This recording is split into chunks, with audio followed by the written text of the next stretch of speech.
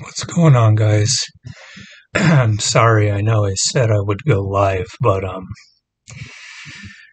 it's just weird. I am in this zoned out contemplative state, and I'm having a very difficult time communicating, which is unfortunate because I love talking to everyone and going live and communicating with people, but I'm in this sort of daydream like meditative state lately where I'm finding it to be really hard to talk to people. I'm even pretty quiet around my family and just sort of in this not necessarily a negative state. I can't call it something bad, but it's just something that is different.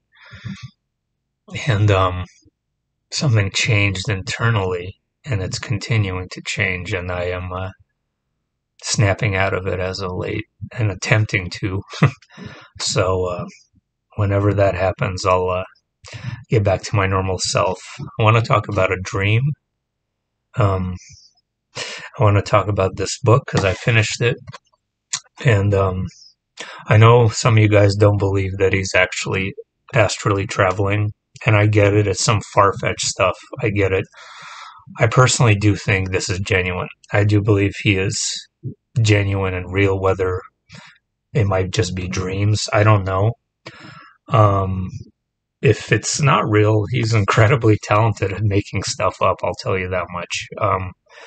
Talked about Area 51, the Roswell crash, things like that, and those sort of confirmed that those alien beings were created in a lab. Essentially, they're basically robots, soulless robots, those grays that are used by other ET races, and he specifically said that the Council of the Wise Ones, he calls them, who are in charge of incarnations on Earth and incarnations involved with species that are involved with Earth, and they specifically denounced the idea of a soul being able to incarnate into one of these robotic droids, which was kind of astonishing to me because I was always in this very open-minded state believing that a soul can harbor any sort of vessel, whether it be robotic or not. But, I mean, according to him, whether it's true or not, that is not the case. That these gray aliens are indeed soulless droids specifically programmed to conduct specific tasks. And again, that's a strange notion to me because there's nothing soulless to me. Everything has a soul. So whether he gets into the Mandela effect as well and doesn't answer all the questions about that by any means, stating that we're simply just getting glimpses into parallel universes. But for the people who are Mandela affected in every conceivable way, referring to the sun and moon, I think you and I both know that this is far beyond just glimpses into parallel universes. It seems like we're stuck in parallel universes, and it's beyond just having a glimpse into it. You can't walk outside every day and look at the sun and moon and just think that you're having a glimpse into another world. We're transported, we were teleported over here, so I was not satisfied with his astral travels in the sense of what answers he received about the Mandela effect. It's not enough for me, as it should not be enough for you guys.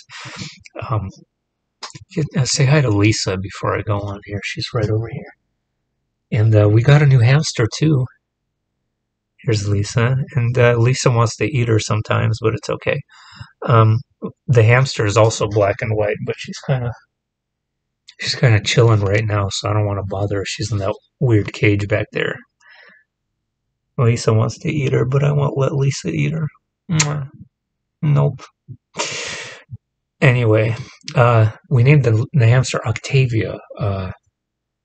She's black and white, just like the cat. And Octavia is a character in the show The 100, which is on Netflix, which I'm going to get into sometime because I feel like it's a very accurate depiction of the future. If you've never seen that show, I'm only on season 3 though, so I got a long way to go. But it's about the future, basically, sort of post-apocalyptic world that I feel is extremely accurate to the direction we're going to. So, but before I go on, I'm going to read a couple of chapters. Just these two. I could read a lot more. I could go into the Roswell stuff, but whatever. He says that was a real alien craft that they uncovered, and you already know the story. So I'm going to read something that I mentioned about a month ago when he went on the podcast, Garnet, and he was discussing this parallel world in which he saw CERN develop a teleportation device that changed the world, that version of Earth. So I made a video about that about a month ago, and I'm going to read you the actual chapter because it goes into so much more detail, and it's very interesting, and I'm a bit heartbroken. I was praying to God. I'm like, hey, can I transport to that world instead of the nuclear hell we're going into? I'd rather be in this place, you know?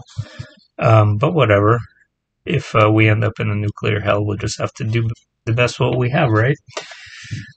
Anyway, once again, Albert led me through the interdimensional doorway to Earth in a parallel universe from space.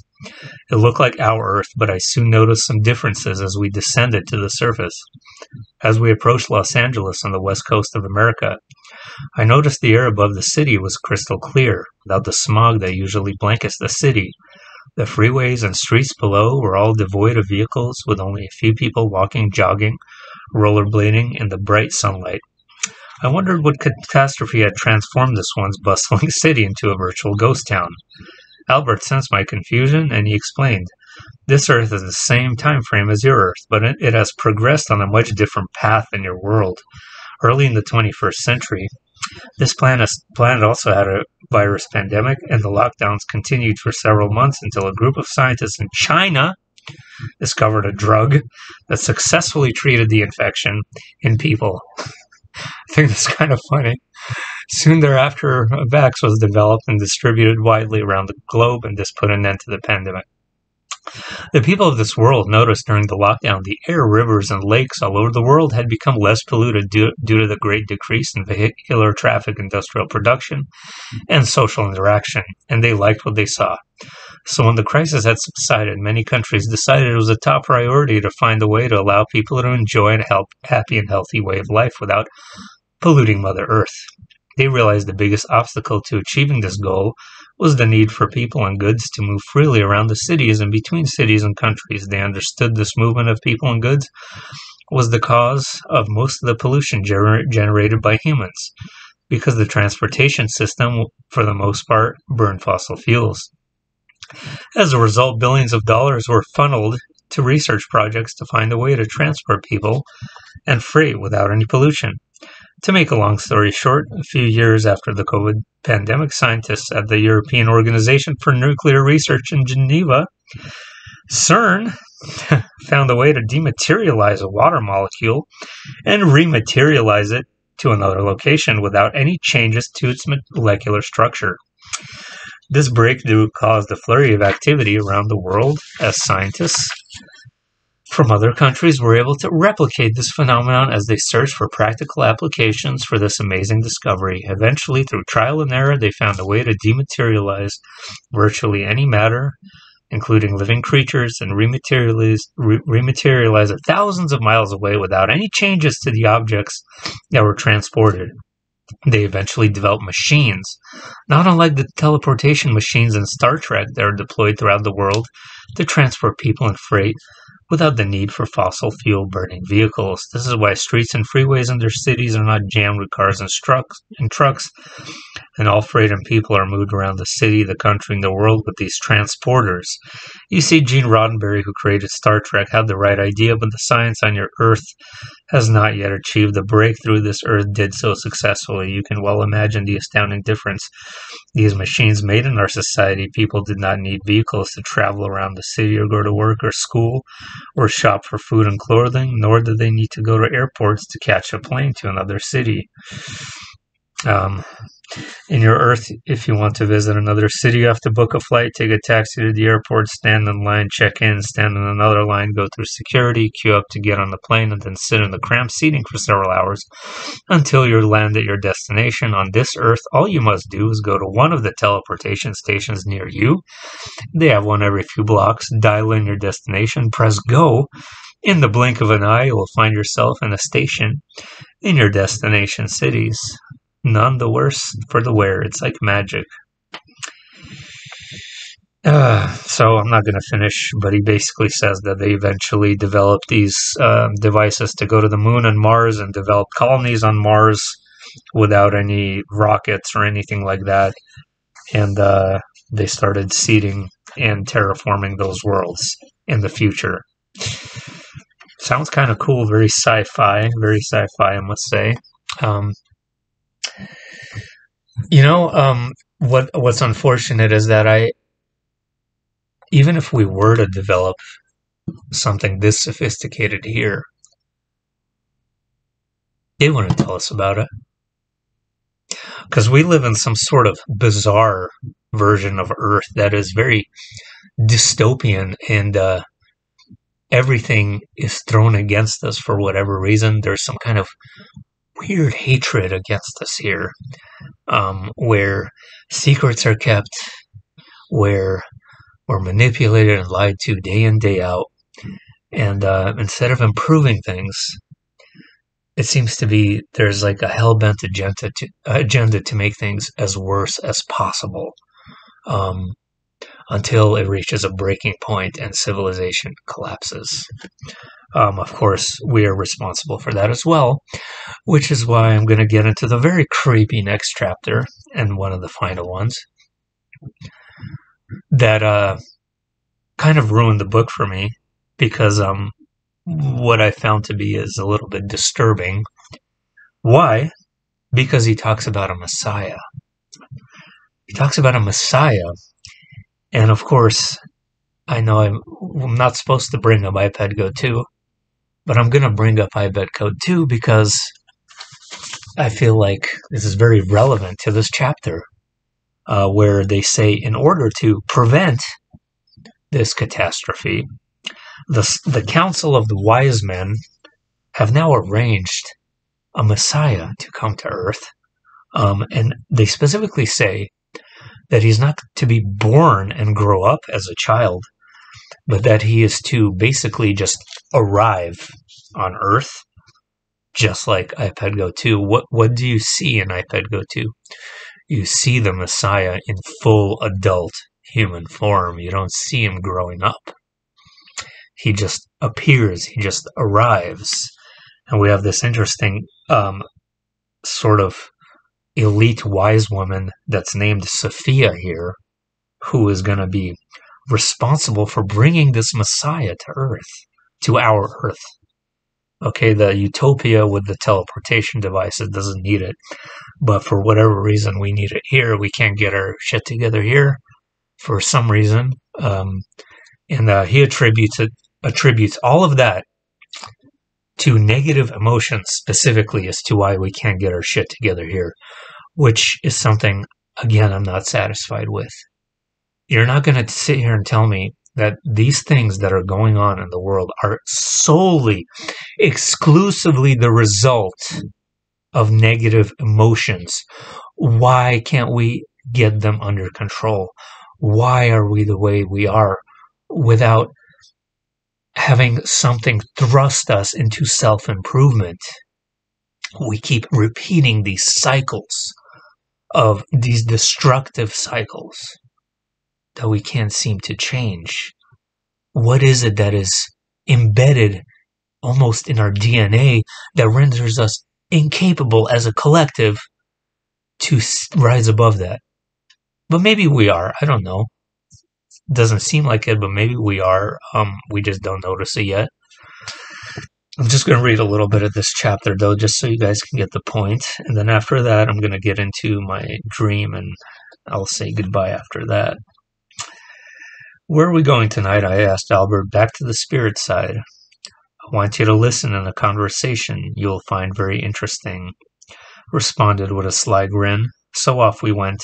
Albert took me into the Hall of Wisdom, where I noticed 3 souls sitting in front of the Council of the Wise Ones: Jesus, Moses, and Muhammad. I settled down on a bench to one side of the large chamber and listened with intense interest. Sophia, the chair of the council, spoke to the 3 wise men. Welcome, dear souls. Thank you for joining us today. The council has been discussing a matter of grave concern for planet Earth. We wanted to get your input. The 3 of you have had a huge influence on the development of human civilization since you walked the Earth, and we seek your sage advice on where we go from here. As you know, humans have been struggling to attain enlightenment ever since you first appeared on Earth, and we fear they may not survive without strong intervention from this side of the veil. There are too many people who let their toxic emotions rule their actions and not enough people who embrace love and compassion. This results in violence and abuse to their fellow humans, to Mother Earth, and to the other creatures who live on the planet. This must be stopped before they destroy their civilization and render their planet barren of life. The Council believes the best way to salvage the mess on the planet is to send them a new Messiah, someone who will lead them out of the cesspool of darkness and into a new era of enlightenment. We welcome your thoughts on our proposal. Jesus spoke first. I assume you intend one of us to incarnate again as a human. Does the incarnation have to begin at birth of a baby, or could we enter a more mature body as a walk-in? Given the urgency of the matter, it would be quicker for you to go as a walk-in soul. This way you can begin your mission immediately without having to wait for your body to mature as an adult, Sophia responded. We have not yet picked a suitable life for you to take over. Yes, they did thousands of years ago. But we will work with the chosen candidate to find the person and country that would give you the best platform for your mission. Will the chosen one be able to utilize the power of focused thoughts to perform miracles? Muhammad asked. Yes, Sophia replied. In order to have the most impact and attract attention, you would be able to use such powers. You will have to be very judicious in using this capability because it could distract you from your message. People might be too focused on miracles to fully absorb your teachings. It would not be useful to cause if you ended up being viewed as a circus sideshow. Do you expect the candidate would start a new religion? Moses wondered. We don't think a new religion is the answer, Sophia explained. As you know, the religions currently existing on Earth have not solved the problems. In many cases, religions have exacerbated the violence among humans. The Crusades and Inquisitions are examples of torture and killings encouraged by Christian holy men, and most of the recent terrorist acts by Islamic jihadists have used their religion as a justification of their actions. Religions have done plenty of good deeds in the past, but they are too susceptible to being hijacked by their leaders, who use them as a way to control the masses to further their own agendas, which are often not designed to foster love and peace among humans. One more paragraph. We think the best approach for the candidate is to engender a movement to encourage people to attain spiritual enlightenment without the hierarchy and structure of an organized religion. We have not settled on how this should be done, and we welcome your input. Then they talk about the gender, blah, blah, blah, of this so-called Messiah. Anyway, just because I believe that he's actually astral traveling, guys, doesn't mean that I'm not skeptical as to who he's communicating with.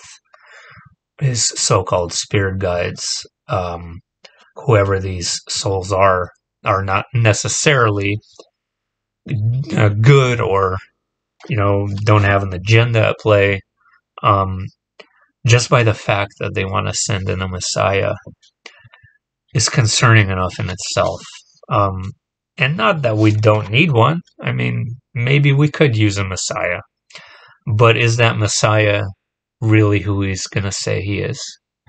Again, why is there a devil's head above the Jesus of iPad Go 2?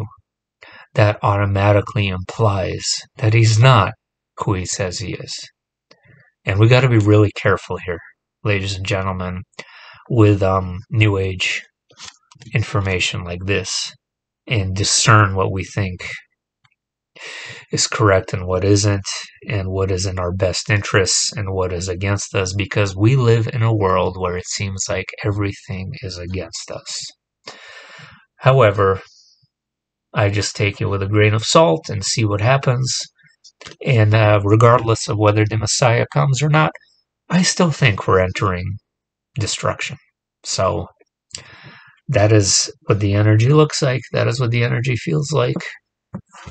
And that is the unfortunate path we seem to be on, unless there is a miraculous turnaround. Okay, before I go in my dream, it was a concerning dream. It did feel and look like another dimension. It didn't look like a very pleasant dimension. I was with my wife and son. We were on a beach, a very, very crowded beach. It reminded me of, they're talking about homework or whatever. I'm going to talk louder though so that you don't hear them. We're on a very crowded beach, very crowded. It really reminded me of one of my local beaches here called Oceanside. And it looked very similar, except kind of different. Kind of dirtier and weirder and creepier. And basically, it was really crowded. The only time I see the beach as crowded as that is basically, I'm gonna go in here now. This is kind of awkward, sorry. But basically, it was very crowded and I lost it reminded me of the 4th of July. It was like a very celebratory environment, and I lost them. I lost first my wife. She got really mad at something, and she walked off, and I started searching for her area. I told her we got to go. I remember saying we got to get on a plane or something. We got to go to the airport. So eventually I did find her, but then we couldn't find my son. And we kept searching for him, and the people around, they had like this nasty vibe. The whole atmosphere was not pleasant. It was celebratory, but a very drunken like way. It wasn't a pleasant experience, and it just wasn't a pleasant dream at all, guys. I don't remember what ended up happening. If I ended up finding them or finding my son, but I just remember being in this like panic state, searching for my family members, and whether we made it to the airport or not, I don't know.